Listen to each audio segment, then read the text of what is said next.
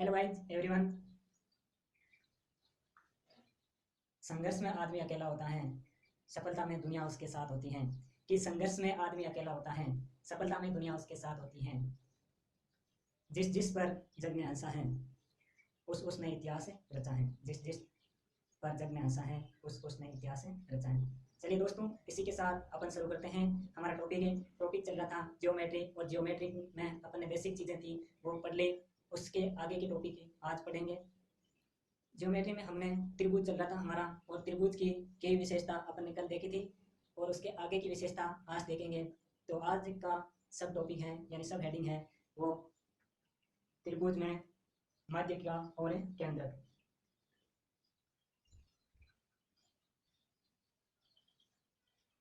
केंद्र तथा मध्य का, सेंट्रोइड एंड मीडियन। केंद्र तथा मध्य का या सेंट्रोइड एंड मीडियन। तो इसमें देखो आप, मध्य का क्या होती हैं, मीडियन या मध्य का।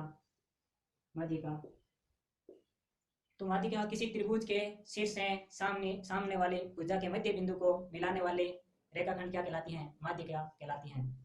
यानी किसी त्रिभुज के शीर्ष से सामने वाले भुजा पर, यानी भुजा के मध्य बिंदु को मिलाने वाला रेखाखंड क्या कहलाता है, मध्य क्या कहलाती है, मीडियन कहलाती है।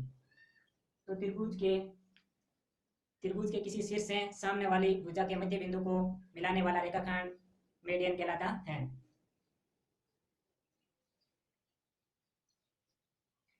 त्रिभुज के शीर्ष से त्रिभुज के शीर्ष से समूह के भुजा के मध्य बिंदु को मिलाने वाला रेखाखंड मध्य का कहलाता है। यानी त्रिभुज के शीर्ष से समूह भुजा के मध्य बिंदु को मिलाने वाला रेखाखंड मध्य का या मीडियन कहलाती है। अब देखो केंद्र क्या होता है। तो एक त्रिभुज में अपन तीन मध्य का खींच सकते हैं, यानी तीनों शीर्षों से सम्मुख भुजा के मध्य बिंदु को मिलाने वाले तीनों रेखाखंडों जहां पर प्रतिच्छेद करती हैं वो हमारा क्या कहलाता है, केंद्र कहलाता है। सेंट्रोइड या केंद्र के, या इसको मध्य केंद्र भी बोलते हैं, मध्य केंद्र या गुरुत्व केंद्र। तो देखो केंद्र या सेंट्रोइड की परिभाषा क्या है कि माध्यिका जहां पर प्रतिच्छेद करती हैं वह बिंदु क्या कहलाता है, केंद्र कहलाता है। तो किसी त्रिभुज में माध्यिका के प्रतिच्छेद बिंदु को क्या कहलाता है, केंद्र कहलाता है। जैसे त्रिभुज ए बी सी में शीर्ष ए से माध्यिका खींचोगे और शीर्ष बी से माध्यिका खींचोगे, शीर्ष ए से माध्यिका खींचने पर ये तीनों माध्यिका मीडियन जहां पर प्रतिच्छेद करती हैं उस बिंदु का नाम है केंद्र, यानी इसको क्या कहते हैं, सेंट्रोइड। और इसे कैपिटल जी से प्रदर्शित किया जाता है, केंद्र को कैपिटल जी से प्रदर्शित किया जाता है। तो जहां पर माध्यिका क्या करती हैं, प्रतिच्छेद करती हैं, उस बिंदु को कहते हैं केंद्र। आगे देखिए, अब एक मीडियन त्रिभुज को, यानी जहां पर एक मीडियन केंद्रक और मीडियन का अनुपात क्या होगा ये देखना है हमको, केंद्रक और मीडियन का अनुपात।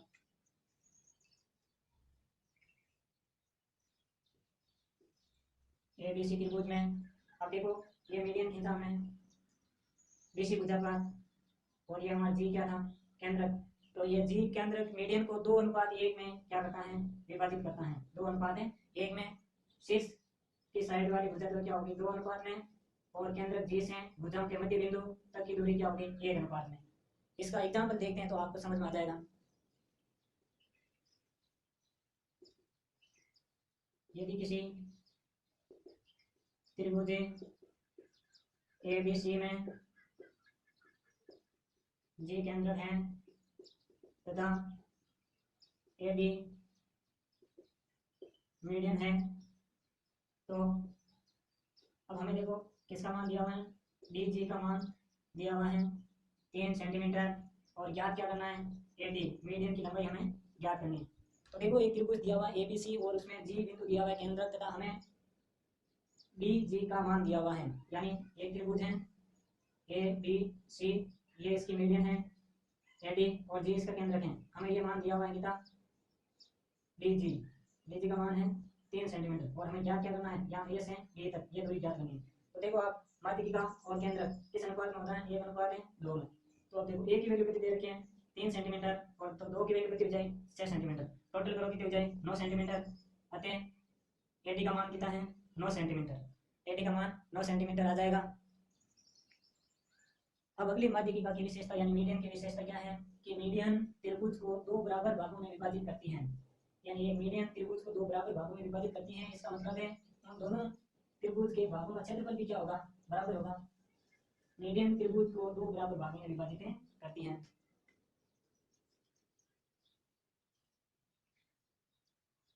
ये त्रिभुज की मीडियन है, ये क्या करती है, इस त्रिभुज को 2 बराबर भागों में विभाजित करती है, यानी ये भाग और ये भाग दोनों बराबर होंगे। इसका मतलब दोनों का क्षेत्रफल भी क्या होगा, बराबर होगा। जैसे त्रिभुज ए डी बी का क्षेत्रफल किसके बराबर होगा, त्रिभुज ए डी सी के, यानी इन दोनों त्रिभुजों का क्षेत्रफल क्या होता है, बराबर होता है। अगर आपको दिया हुआ है इसका क्षेत्रफल और इसका क्षेत्रफल आप आराम से ज्ञात कर सकते हो, यानी दोनों का क्षेत्रफल क्या होता है, बराबर होता है। अब सभी माध्यिका त्रिभुज को बराबर भागों में विभाजित करती हैं, यानी तीनों माध्यिका त्रिभुज को बराबर भागों में क्या करती हैं, विभाजित करती हैं माध्यम में।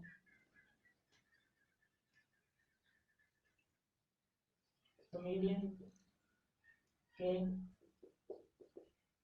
संबंध से बनने वाले त्रिभुज का क्षेत्रफल, यानी मीडियंस के संबंध से बनने वाले त्रिभुजों का क्षेत्रफल हमें ज्ञात करना है। तो ये त्रिभुज है पी क्यू आर, तो पी शीर्ष है, क्यू आर पर ये माध्यिका इसका नाम ले लो पी है, आर बी, और ये हो जाएगी क्यू सी। अब देखो तीनों माध्यिका त्रिभुज को कितने भागों में विभाजित करती है, देखो 1 2 3 4 5 और 6। इसका मतलब है इन 6 भागों का क्षेत्रफल भी क्या होता है, बराबर होता है। 6 भागों का क्षेत्रफल भी क्या होता है, बराबर होता है। और ये हमारा कौन सा बिंदु आएगा, जी केंद्र बिंदु। तो आप लिख सकते हो पूरे त्रिभुज का क्षेत्रफल अनुपात है एक छोटे त्रिभुज का क्षेत्रफल, एक छोटे त्रिभुज का क्षेत्रफल। तो इसका अनुपात हमेशा होता है 6:1, यानी पूरे का क्षेत्रफल 6 होगा, तो एक छोटे भाग का क्षेत्रफल क्या होगा, 1 होगा। इसका एक क्वेश्चन देख लीजिए एग्जाम्पल, चित्र, ये चित्र बना दिया मैंने ए बी सी, और ये इसके माध्यिका डी, और इसकी माध्यिका है ई, इसकी माध्यिका एफ, ये केंद्र बिंदु जी है। चित्र में त्रिभुज ए बी सी का क्षेत्रफल 36 सेंटीमीटर स्क्वायर है। तो त्रिभुज सी जी एफ का क्षेत्रफल, यानी बड़े त्रिभुज का क्षेत्रफल हमें कितना दिया है 36, और हमें ज्ञात क्या करना है सी जी एफ, यानी इसका हमें क्षेत्रफल ज्ञात करना है। तो आप क्या करोगे, 36 सेंटीमीटर किसके बराबर है, 6 के बराबर है, एक बराबर क्या हो जाएगा 6। तो छोटे वाले त्रिभुज का क्षेत्रफल क्या होगा 6 सेंटीमीटर।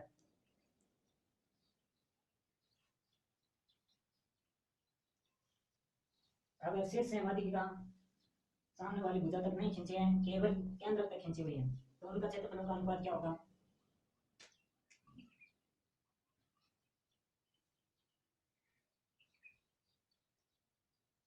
यानी केवल केंद्र जी दिया हुआ है, जी तक की माध्यिका खींची है, पी से जी तक और जी से आर, क्यू से जी, इस प्रकार दिया हुआ है। तो इनका क्षेत्रफल क्या होगा, तीनों का 3:1, यानी पूरे का क्षेत्रफल क्या होगा 3, और एक छोटे का क्षेत्रफल 1। जैसे पूरे त्रिभुज का क्षेत्रफल दिया हुआ है 9 सेंटीमीटर स्क्वायर, और हमें ज्ञात करना है किसी एक छोटे त्रिभुज का क्षेत्रफल। तो 3 बराबर 9 सेंटीमीटर स्क्वायर, तो यहाँ से 1 बराबर 3 सेंटीमीटर स्क्वायर, तो छोटे वाले त्रिभुज का क्षेत्रफल 3 सेंटीमीटर स्क्वायर हो जाएगा। अगर भुजाओं के मध्य बिंदु से बनने वाला त्रिभुज, यानी भुजाओं के मध्य बिंदु से बनने वाला त्रिभुज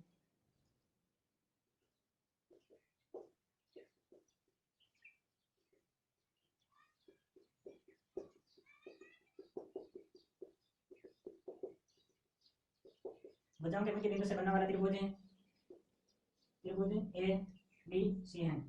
तो बी सी भुजा के मध्य बिंदु है पी, ए बी भुजा के मध्य बिंदु है क्यू तथा ए सी भुजा के मध्य बिंदु है आर।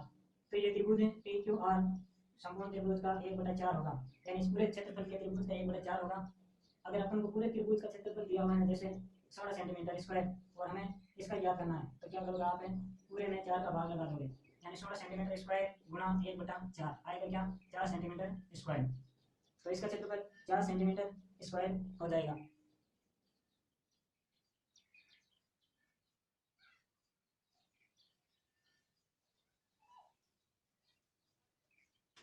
अब देखिए हमें अगर इस प्रकार का दिया हुआ होता है जे, इसका मध्य बिंदु दिया होता है, इस भुजा का मध्य बिंदु दिया होता है, यानी ये क्षेत्रफल हमें ज्ञात करना है। तो इसका क्षेत्रफल हमेशा 12:1 में होगा। अगर बड़े वाले का क्षेत्रफल दिया हुआ है जैसे 144 सेंटीमीटर, तो छोटे वाले का कितना हो जाएगा 12 सेंटीमीटर स्क्वायर, इस प्रकार। अब है अगली विशेषता की मीडियन की, मीडियन समकोण त्रिभुज में कर्ण को बराबर भागों में विभाजित करती है। ये समकोण त्रिभुज है ए बी सी, तो यहाँ से मीडियन खींचने पर ये कर्ण को क्या करती है बराबर भागों में विभाजित करती है, यानी ये भुजा और ये भुजा बराबर होगी, किसके बराबर होगी मीडियन के बराबर होगी समकोण त्रिभुज में। तो आज हमने अपने केंद्र तथा मीडियन यानी सेंट्रॉइड और मीडियन दोनों की विशेषता देख ली। नेक्स्ट वीडियो देखने के लिए हमारे चैनल पर बने रहें और चैनल को सब्सक्राइब कर दें। धन्यवाद दोस्तों।